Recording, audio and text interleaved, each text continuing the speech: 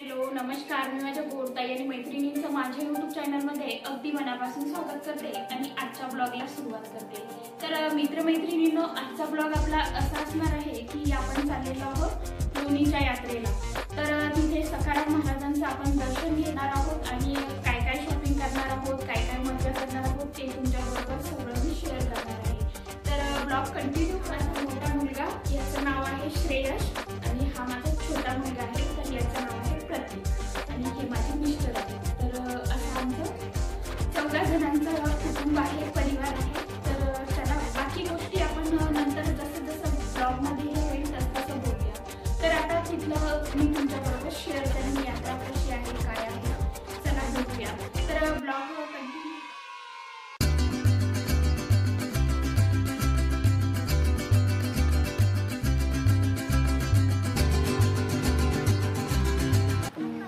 तर ताईंनो बघा, आपण आलेलो आहोत आता इथे बस स्टँडवर आलेलो आहोत आम्ही। आता बसने जाणार आहोत। तर हे बघा, आता इथे हे आमचं लोणारचं बस स्टँड आहे। बघा तुम्ही, लालपरीने आम्ही गेलो होतो बसनी। हे बघा, इथं आम्ही दोघं जण, मी आणि माझे मिस्टर बसलेलो होतो। माझा हा मोठा मुलगा आहे। आता लोणी यात्रेत आम्ही उतरलो आहोत बसमधून। म्हणजे तिथपर्यंत बस जाते, डायरेक्ट गाड्या असतात। आता तिथे उतरल्यानंतर आम्ही थोडंसं आतमध्ये चालत जावं लागतं, तर चालत गेलो। आता हे बघा, यात्रेतलं तुम्हाला सर्व दुकानं हे दाखवते आता।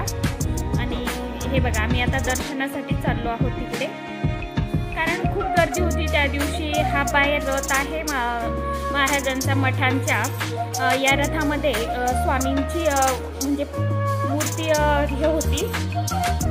हे बघा, आता इथे प्रसाद आणि नारळ घेत होते मी। सखाराम महाराज आहेत तिथे लोणीला, तर त्यांचं दर्शनासाठी गेलो होतो आम्ही। सखाराम महाराजांचा हा रथ आहे, यामध्ये बाबांची मूर्ती मिरवल्या जाते। हे बघा, आता आतमध्ये एंट्री केलेली आहे। मंदिर आहे इथे। आता हे प्रवेशद्वार आहे आतमध्ये, असं सखाराम बाबांचं हे आतून मंदिर आहे। हे बघा, किती खूप सारी गर्दी होती आणि दर्शनासाठी अशा लाईन लागलेल्या होत्या। एक वेळ आम्ही माघारी वापस आलो होतो। आता हे आहेत आपले सखाराम महाराज। बघा, दर्शन घ्या तुम्ही पण। हे बघा, आता मूर्ती तुम्हाला दिसेलच। हे बघा, हे आपले सखाराम महाराज आहेत लोणीचे। खूप छान मूर्ती आहे, पूर्ण चांदीचंच आहे हे सर्व। हे जे तुम्हाला दिसतं तर ते चांदीचं आहे। इथे मंडळी काही भजन म्हणत होती, महिला काही पुरुष होते, ते भजन म्हणत होते। संध्याकाळच्या वेळी म्हणतात होते भजन, तर भजन चालू होतं। इथं सखाराम बाबांच्या पादुका आहेत या। हे दर्शन घ्या तुम्ही पण। हे बघा, तिथं शूट जेवढं घेऊ दिलं तेवढं घेतलं आम्ही। ही काय, याला काय तर हे बघा, आता इकडे आम्ही नमस्कार केला, दर्शन घेतलं। आणि वरतीही खूप छान आहे मंदिर, असं पाहण्यासारखं। हा आतमधला जो परिसर आहे, तर तो परिसर आहे हा पादुका। आणि हे रिअल म्हणजे आतलं आहे, हे सर्व मठामधलं आहे मंदिरातलं। इथे राम, लक्ष्मण, सीता यांचं मंदिर आहे तिथे आतमध्येच।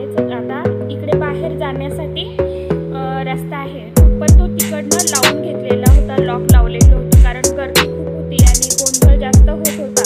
तर तिकडनं ते लॉक लावून घेतलं होतं आणि इकडचे दोनच दरवाजे त्यांनी खुले ठेवले होते। हे बघा, सर्व हे मंदिरामधलंच आहे तिथलचं लोणीचं। आता इथे देणगी, हे आपल्याला काय जे द्यायचं ते। आता इकडनं आम्ही बाहेर निघलो होतो आणि आपल्याला इकडे यात्रेमध्ये यायचं होतं। हे बघा, खूप छान एवढं करमतं। आणि सगळ्यात भारी म्हणजे आमच्या भागामध्ये तर सखाराम महाराजांची लोणी जी आहे तीच यात्रा खूप छान भरते। तशीच आता आपण जमलंच तर हिवरा आश्रमच्या यात्रेमध्येही जाणार आहोत आम्ही। तर बघूया, आता तिथे जर गेलो तर तिथली ही यात्रा तुमच्याबरोबर शेअर करेन मी। हा महाराजांचा रथ आहे, या रथामध्ये बाबांची मूर्ती मिरवल्या जाते त्या गावामध्ये, लोणीमध्ये। हे बघा, असं मंदिर आहे। दर्शन घ्या तुम्ही कळसाचं। आता आम्ही इकडनं आलो होतो ब्रेक डान्समध्ये। अरे हे बा बसलो होतो. हा ब्रेक डान्स तर खूप खतरनाक आहे. मी बसते पण नंतर आम्ही समोर ज्या आकाश पाळण्यात बसलो तेव्हा तर खूपच मजा आली होती. इथं तर मला ते उतरल्याच जात नव्हतं कारण तो फिरत होता गरागरा. आता इकडे लेवड्या फुटाणे हे वगैरे हे घेतलं होतं आम्ही सामान प्रथा आणि काही थोडंसं जास्त काही शॉपिंग केली नव्हती कारण की तेच भांडे तेच तर ते काही घेतलं नव्हतं मी. कारण काय करणार आहे एवढं आणून आहे तेच आपलं भरून ठेवलेलं आहे ना. ज्या गरजेच्या वस्तू आहेत तर त्याच मी घेत असते. विनाकारण मला जास्त खर्च करायलाही आवडत नाही.